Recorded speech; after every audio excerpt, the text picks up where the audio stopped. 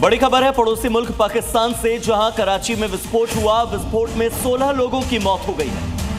कई घायल बताए जा रहे हैं। जानकारी के मुताबिक गैस रिसाव की वजह से यह विस्फोट हुआ। एक इमारत में धमाका हुआ। धमाके से इमारत का एक हिस्सा ढह गया। मरने वालों में महिलाएं और बच्चे भी शामिल हैं। गृह मंत्री अमित शाह असम के दौरे पर हैं, जहां आज वो कछार जिले के नाथनपुर गांव में वाइब्रेंट विलेज प्रोग्राम 2 लॉन्च करेंगे। साथ ही भारत बांग्लादेश सीमा पर बीएसएफ की नूतनपुर सीमा चौकी का दौरा कर स्थिति की समीक्षा भी करेंगे।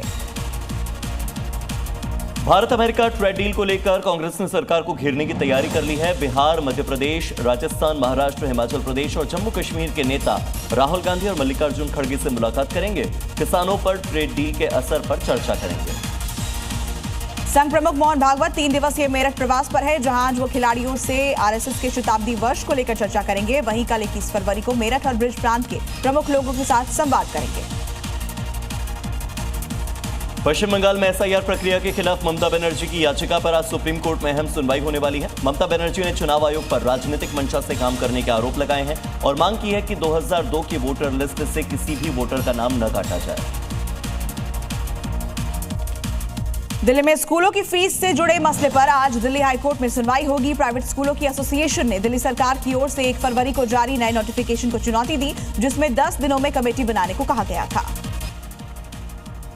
दिल्ली में अतिक्रमण के खिलाफ एमसीडी की ड्राइव लगातार चल रही है। अब यमुना बाजार हनुमान मंदिर के पास दिल्ली नगर निगम अतिक्रमण और अवैध रूप से बसी हुई झुग्गियों पर बुलडोजर कार्रवाई करने पहुंचा। नगर निगम में अवैध रूप से बसी झुग्गियों को हटाने का काम शुरू हो चुका है। दिल्ली के मुंडका इलाके में एक बुजुर्ग पर दिन दहाड़े ताबड़तोड़ फायरिंग की गई। मामला मुंडका के बक्करवाला गांव का है, जहां करीब 80 साल के एक बुजुर्ग पर बाइक सवार 2 हमलावरों ने कई राउंड फायरिंग की और मौके से फरार हो गए। दिल्ली के जनकपुरी इलाके में चोरी की बड़ी घटना सामने आई है। बताया जा रहा है कि जब परिवार मंदिर गया हुआ था, तभी पीछे से चोरों ने घर को निशाना बनाया और लाखों रुपयों के सोने चांदी के आभूषण और नकदी लेकर फरार हो गए। पुलिस फिलहाल चोरों की तलाश में जुटी हुई है। दिल्ली के एलजी विनय सक्सेना और दिल्ली की मुख्यमंत्री रेखा गुप्ता ने दिल्ली के कृष्णनगर की नर्सरी बस्ती से डिजिटल माध्यम से 25 नई अटल कैंटीन की शुरुआत की। इन 25 नई अटल कैंटीन के साथ ही दिल्ली में अब अटल कैंटीन की संख्या बढ़कर 75 के करीब हो गई है।